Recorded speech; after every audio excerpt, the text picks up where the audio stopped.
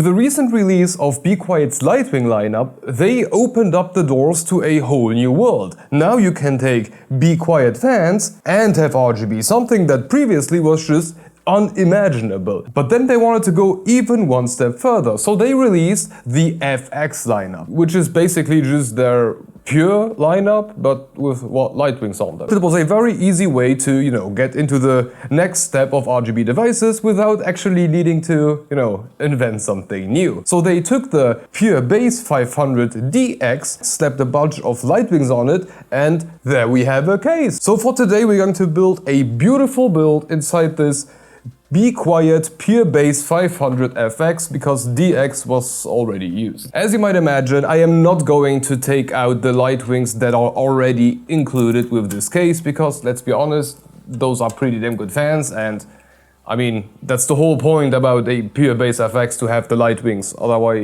you could just get the DX and then replace the fans with whatever you want on the praise to. But yeah, no, I'm not going to do that. This is better. And there you can see the whole bunch of other components that we're going to use for today. So the whole concept of today's build is, as you might imagine, just stuff that thing full of Lightwings. So yeah, the build will be called LightBox, because it makes sense, it's LightBox. But we have a bunch of very, very good components that we are going to use for this build. First off, platform, we are going AMD, probably one of the last AMD builds that we are going to do before AM5 drops. We have the B550PG Riptide from Asrock, because it is all black and it has a bit of RGB and it looks very nice, and I don't want to take the focus off of the case and the build and everything. For the GPU we struggled a bit, because it is supposed to look nice, but I'm not going to build another 5600X plus 3090 Ti build, because I have so many of them. So yeah, we wanted to change something up. So we decided to go with a 3060 Ti from Asus, the Dual Mini, which is actually, oh no, it's not meant for ITX builds, but it is perfectly fit for ITX build. This is the type of GPU that you can slap into, for example, a laser 3D case, like that sort of thing. For this case, I mean, we have a lot of space, and I'm not like utilizing it to the full extent, let's say. But it's a beautiful card, it's a very good card, but in my humble opinion, I would have liked to take something higher class, because the 5600X is overpowered for this GPU, for everything that's gaming related, so yeah. For the RAM, we have the beautiful Pinnacle Conduit that they sent over. It's a very good kit of RAM. First off, I never had any troubles with those.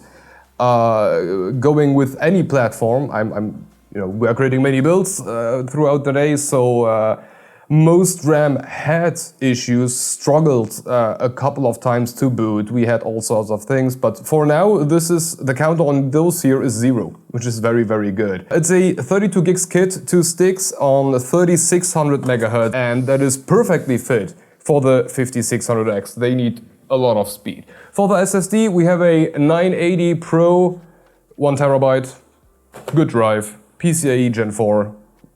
Many megabytes, many speed. It's going to be fine. For the cooling, we are going to use, I said it in the review, I do not believe that the Pure Base is a water cooling case. I think water cooling inside here sucks. You can put a 360 rad in the front, you could do that, but in the top, it's really not appropriate. The space at the top is... they had to reduce something to make the case as small as it is, and they decided to reduce it at the top. So you can perfectly fine slap a 240 in there, but I wouldn't recommend to do so, because you are going to have a cable mess, and I just don't see a reason. The case has so much airflow going on, fully utilizing it, air cooler. That's my opinion, and for that we are going to use the Pure Rock FX, because that makes perfect sense. Oh yeah, this is coming together very, very well. The Pure Base that we're going to use already has a bunch of fans included. We have 3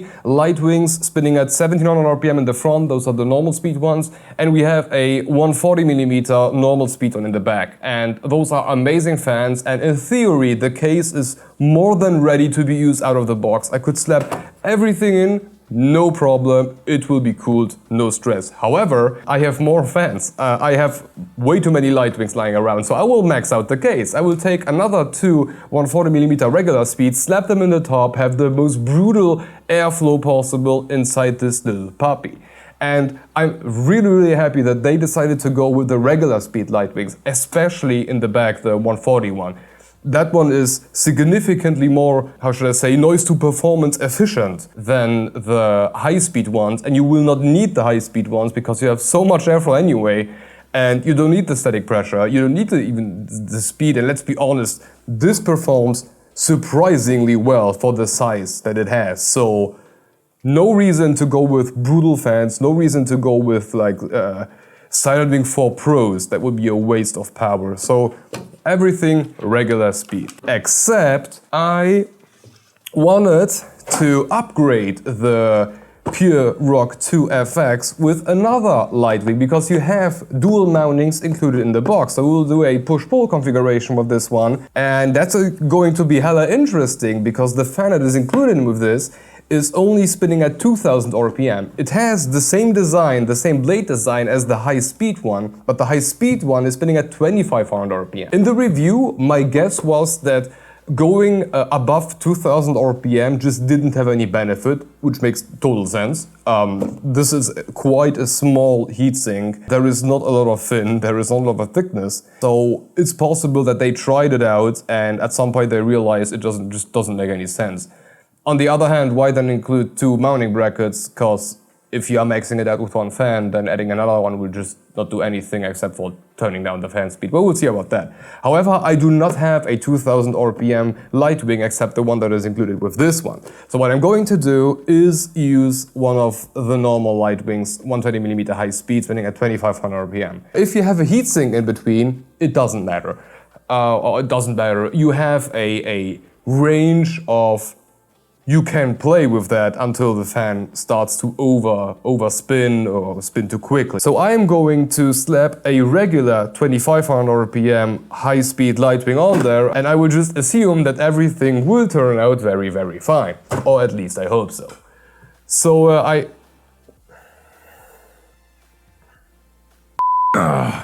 Okay, so actually all of this wasn't planned. This is the backup plan of the backup plan of the backup plan, because it's a 5600X and a 3060 Ti who does the last Be Quiet AM4 build using those parts. No, this was a backup plan. I actually went home like 3 or 4 times a day just to catch on to the mailman, because we don't deliver packages like to the door.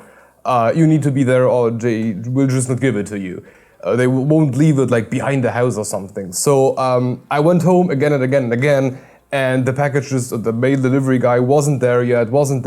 Then some other mail delivery guy came who had Lee & Lee SL Infinity fans for me, and I was so happy that the package arrived, and it wasn't what I expected. Yeah, that sucked, but then I just left a note. I just left like a piece of carton with my telephone number on there, and please call me. And they sent me a message. So I went home as quickly as possible to get this. Oh damn. So as AM5 or Ryzen 7000 will drop in just a bit, I wanted to be prepared. I wanted to do like a good review, and I wanted to compare each and every one with the previous generation one. So what I did is just order every AM4 CPU that I didn't have yet. So what do we have here? The 5950X, the 5900X, the 5800X 3D, and the 5700X. I now have basically all of the important AM4 CPUs.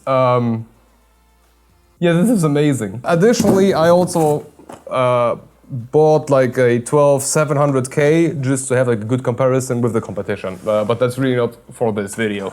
So instead of this rookie beginner-friendly 3600X, we really don't need that one, we are going to use the 5800X 3D. That's a very good choice, I must say. Yes, a very good choice. And Additionally too...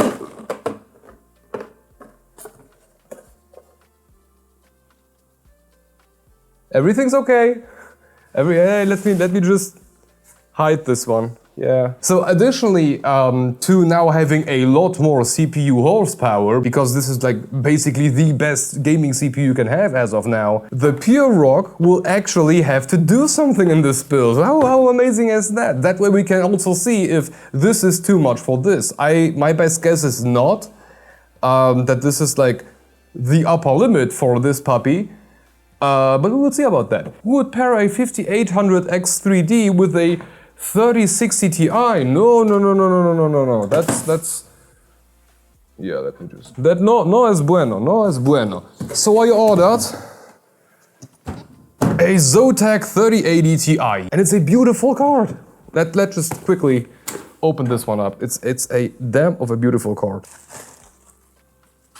Oh yeah. And this, I believe, is a very good match. A 3080 Ti with a 5800X 3D. Oh yeah, it maxes out the case. Oh, this is... Oh.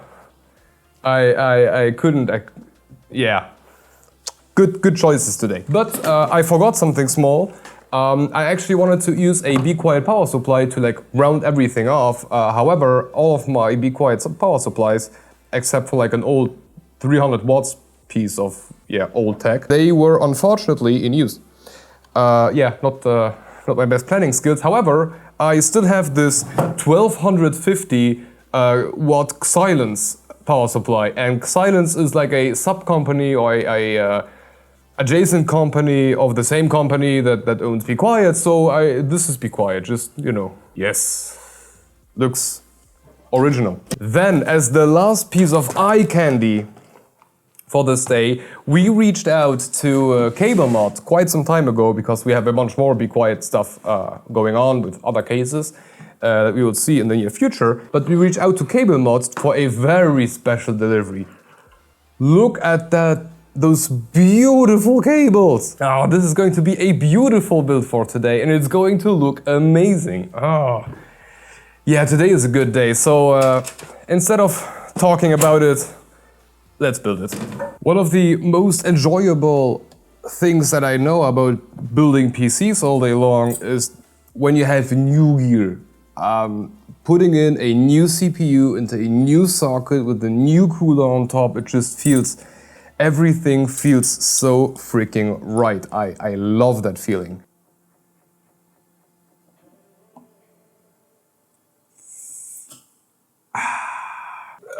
The experience of a lifetime. I love that stuff. Yeah, I need to remove that fan. Oh yeah, and now time for the most fiddly piece of crap that you can ever... I hate that bracket. Yeah, this looks about right. Now it's straight. Okay, time for the Conduit Pinnacle ARGB RAM, which will work so well with that 5800X. Oh, I just can't get used to the thought that this actually worked out. Like, what was the chance that they arrived as I was recording the video? It's... everything in. With what shall we continue?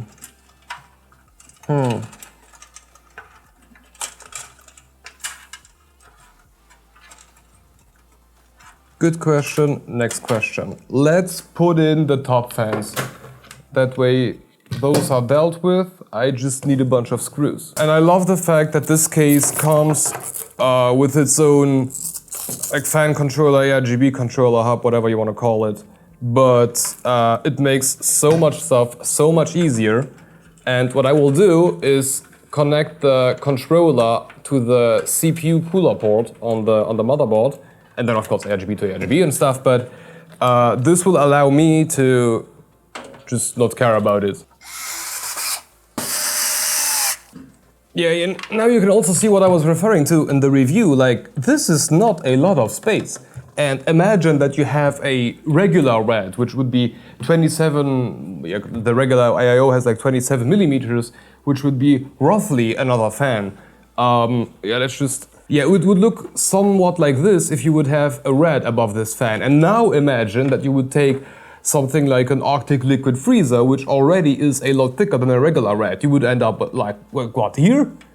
No, just don't put an AIO in the top. It's that freaking simple. What I also don't get is why Be Quiet keeps using this method of PSU mounting. I just don't get that. It's an extra step. Like, you take off this bracket, you need to remove 4 screws, you screw on this bracket onto your PSU, and then you mount the whole damn thing back into your case, and that just doesn't make any sense. It's an extra step for literally nothing. And now I need to, because I already pre-mounted all of the cables, which you should also do, otherwise it's going to be a real hassle. Now you need to take all of this and shove it again through that damn hole, because that makes any sense at all.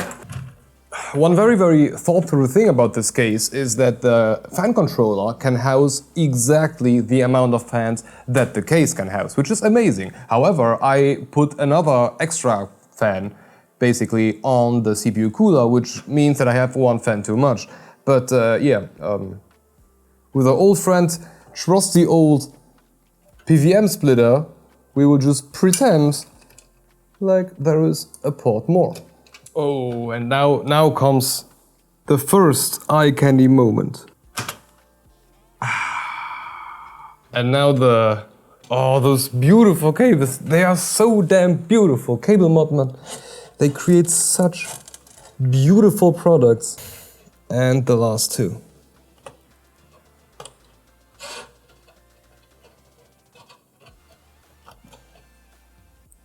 Oh yeah. Beautiful, just freaking beautiful. I love how those Cablemod cables turned out. It aligns with the Be Quiet orange color so well. I'm so happy how this turned out. But we have everything connected, everything is set up, everything, fan is connected, the GPU is in, the CPU is in, the cooler is on top, the fans are ready. Then for me now it's just time for benchmark, B-rolling, and seeing if the Pure Rock can actually handle the 5800X3D. I guess yes, or my best guess is yes, but we will see about that. But for you, enjoy the show.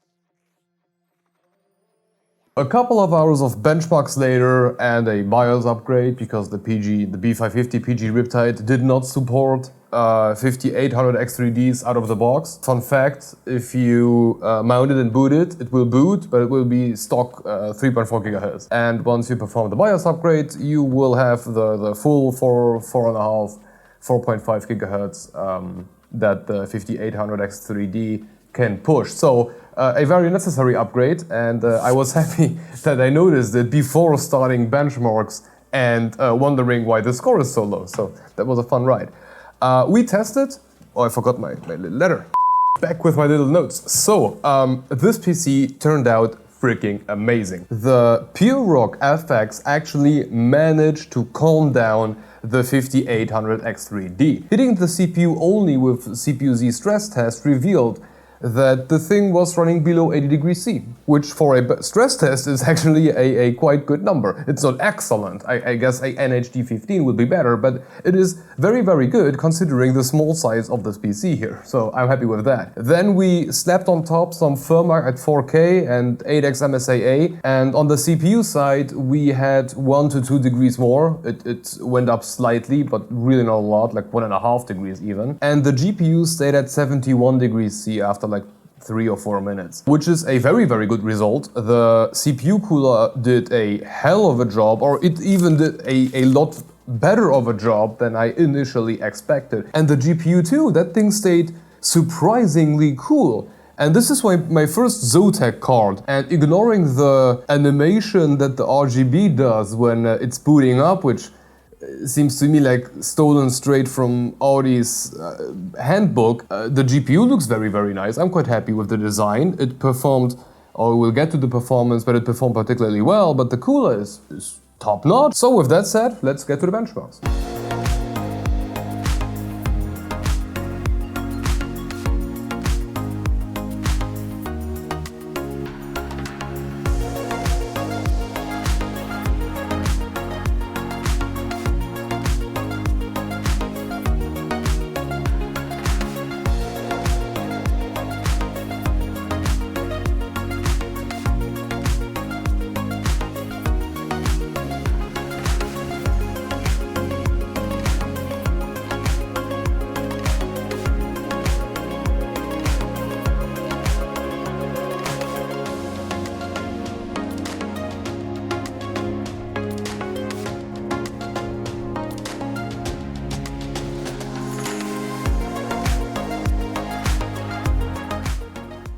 So performance-wise, this PC performs top notch. I mean, this is basically my editing rig. I have a 12900K and a 3090 Ti. And from a gaming standpoint, my editing rig does not make any sense at all. This, on the other hand, this makes a lot of sense. This is like half of the price that I paid for everything, and it performs top notch. And apparently in the benchmark that we performed, the 3080 Ti was not even nearly enough to utilize the 5800X 3D's total capable performance, which, okay, it's interesting. So at this point you know that you can scale it up to a 3090 Ti and you will still be alright with the CPU in like a gaming set of tasks. However, the total power of this system is an all-round. An editing machine, a gaming beast, if you really want to, a multimedia PC, but okay. So yeah, this is up to the task no matter the task. This is top-notch performance, really, really cool. Design-wise, those cables are just freaking beautiful. The light wings, just beautiful. The Be Quiet Pure Rock 2 FX, just beautiful. That second fan in the back, just beautiful. I am really glad how all of this turned out. I could not have imagined it looking any better. This is basically the perfect selling point for this case, or like Be Quiet stuff in total. But you tell me in the comments, do you like it? What should I have done differently? What component was a mistake? And what was a good choice? You tell me. But yeah, I guess this was the end of the LightBox. I'm very happy how it turned out. I think it's beautiful. I think the cables are... But yeah, this should be the end of the video. I hope you enjoyed it, and if yes, if no, tell me in the comments. You know, if you don't like it, tell me. I can take it. Anyway, thank you for watching and see you in the next one. Bye bye.